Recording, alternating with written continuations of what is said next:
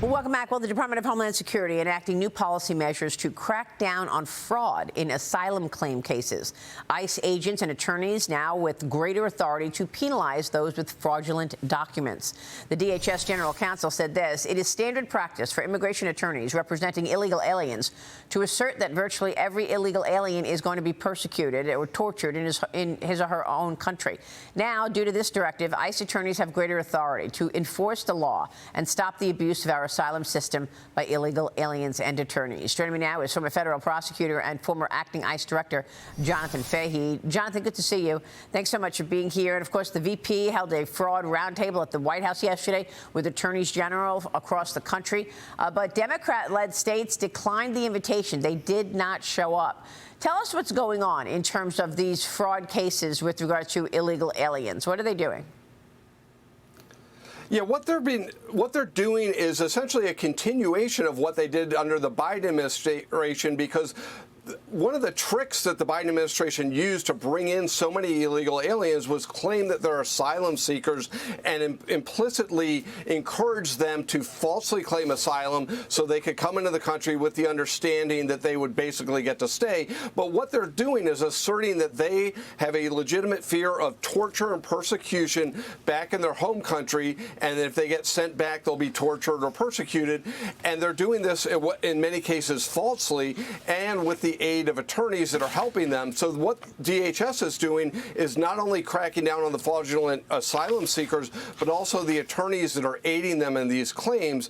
And there's a statute under their book that allows them to go after this, not just criminally, but civilly, which in many ways is a greater deterrent because they could do it more broadly by sending notices and fining people.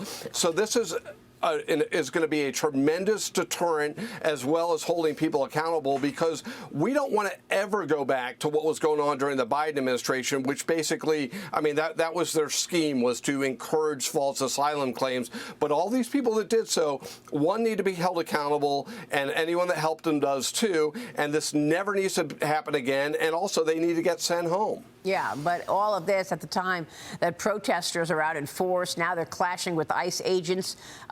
They did so at a privately owned detention center in New Jersey yesterday.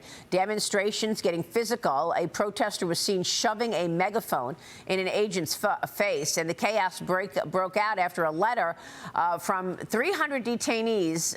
The letter alleged that they are not receiving proper care or they're not being fed properly. Here's New Jersey Governor Mikey Sherrill, who showed up and joined the melee in the protesting yesterday. Watch this.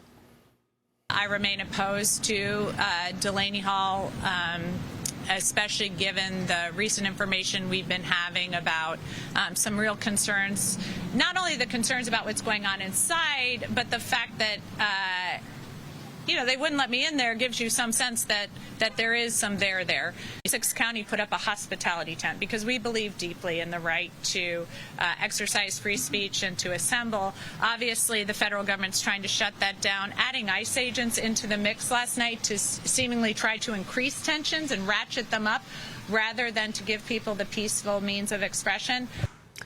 Jonathan, both the DHS and the group that owns that facility are denying these accusations in the letter, by the way. Your reaction to all of this?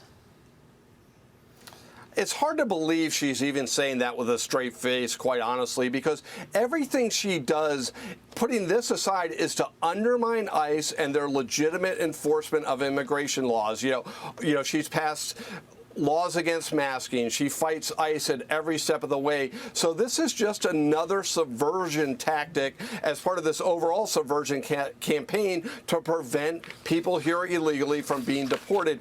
This idea that these people aren't being fed or get medical care is completely false, or my guess it is. And they don't care about the conditions of these detainees. They are doing this to prevent deportations. And what's the irony of it all is these people that are basically assaulting and obstructing ICE agents are going to find out the hard way. They're going to get to compare what it's like being in a federal detention center to an ICE detention center, because a lot of these people are going to get locked up. But this is all performative nonsense designed to obstruct, to disrupt. And also, it's coincidentally, not so coincidentally, that after the DHS shutdown is over, at least the part the Democrats were a part of, they're now ramping this up, which they were doing last year when every Democrat seemed like it was was a rite of passage to get arrested by ICE for a while, and I think they're back to the same tactics. Well, that's right. And the tactic is to just create more chaos when there's already chaos with protesters. And that's what basically you saw happen yesterday. Acting Attorney General Todd Blanche, meanwhile, is pushing to resume construction on the White House ballroom following the shooting outside of a Secret Service checkpoint on Saturday. He writes in a new court filing, quote, "This second attack on the president this month underscores the critical need for the top-level, state-of-the-art security at the White House, including the ballroom." Jonathan, do you think the president's going to be able to get this over the finish line? I think he will. I think he's going to fight every step of the way, but he's determined to get this done. And remember, it's important, and it's not for him. Most of this will be for people, presidents after him, but it totally makes common sense to have a secure area where you can have large functions, state functions where people are safe. And these recent incidents just show how important that is.